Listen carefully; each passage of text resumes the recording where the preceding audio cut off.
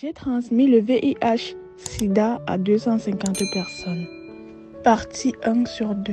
Je m'appelle Néla Souboko, j'ai 32 ans et je suis béninoise. Je vis à Porto Novo toute seule dans ma villa de luxe de plus de 2600 mètres carrés avec une grande piscine et un grand jardin. Bon, je ne vais pas trop parler et aller dans le vif du sujet.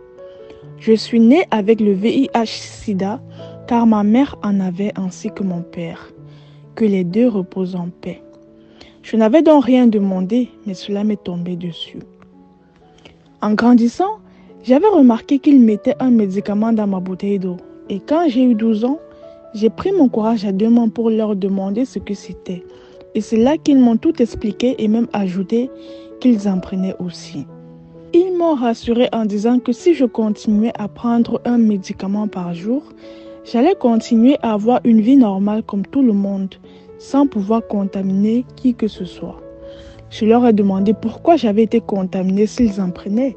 Et ils m'ont dit que c'est lorsque j'avais 8 mois dans le ventre de ma mère que le médicament a vu le jour et que c'était trop tard pour faire quoi que ce soit. Ils m'ont demandé pardon de m'avoir conçue malgré qu'ils étaient conscients des risques. Et je les ai pardonnés. J'ai eu 18 ans des années après et j'étais en classe de terminale. Je précise que jusque-là, je n'avais dévoilé mon petit secret à personne. Mais cela n'est pas resté ainsi pendant longtemps puisque lors de la prévention contre le virus, le directeur de l'établissement a demandé à ce que l'on fasse un dépistage au laboratoire. C'était obligatoire, mais je croyais que les résultats n'allaient pas être divulgués, alors je l'ai fait. Sauf que quelques jours après, je suis arrivée en cours avec tous les regards rivés sur moi. Et pourquoi? Tout simplement parce que ces fichus résultats avaient été divulgués. Tout le monde a commencé à se moquer de moi et à me fuir. Et cela m'a fait très mal.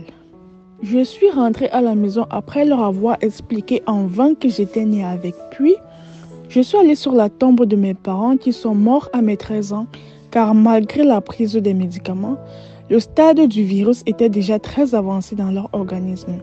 Et j'ai juré de les contaminer eux tous. Comment est-ce que j'allais m'y prendre? Pourtant, je prenais un médicament qui limitait totalement les contaminations. Et qu'en plus de cela, ils me connaissaient. Je n'ai pas tardé à trouver une solution.